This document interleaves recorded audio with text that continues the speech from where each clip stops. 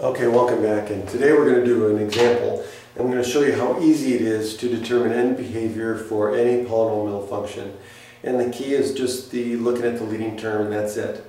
So remember, there's two things: the sign of the leading coefficient and the degree of the polynomial, the degree or the exponent on the leading term. Okay, so let's take a look at four of these. And so f of x, let's look at f of x. So again, remember, when x gets really, really big, either negative or positive, the only term that's really going to control the behavior of this graph or the graph of this function is going to be this one. And for h of x, when x again gets really, really big, negative or positive, this is the term that's going to control the behavior of the end of the graph. And the g of x, again, this is going to be the controlling term for the end behavior. And then for k of x, it's going to be this one. Okay? So in essence, or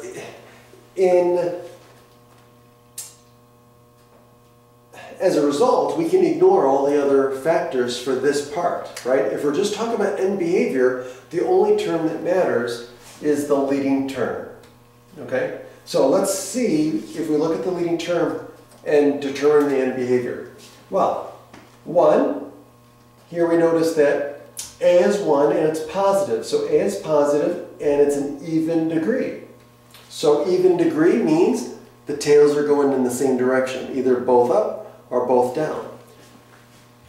A is positive because it's 1, so that means they're both going up. So we know the end behavior is doing that. We don't know what's going on in the middle, right? We don't care about that right now. We'll cover that later, but we don't know what's going on in the middle, but we do know the end behavior is the tails are going up. Okay? Now, what about h of x? Well, here we have a is positive, right? The leading coefficient is positive, and the degree is odd. Okay, so that means the tails are going in opposite directions.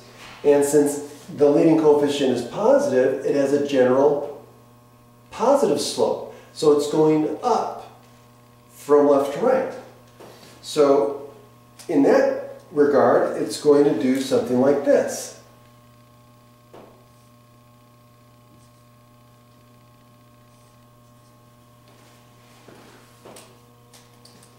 Right? And of course, it could be doing something funky in the middle, but based on the fact that this is positive and this is odd, it's going to go down to the left and up to the right, or it's going to have a general increasing or positive slope to it.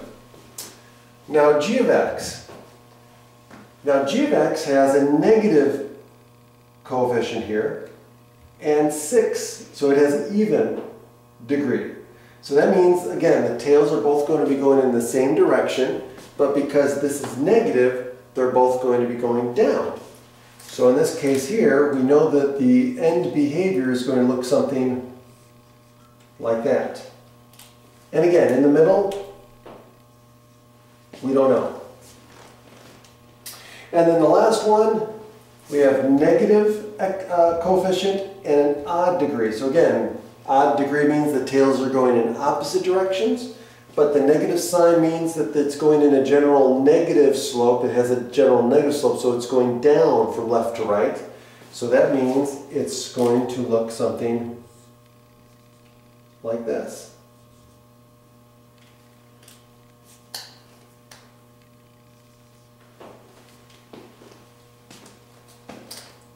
And that's it.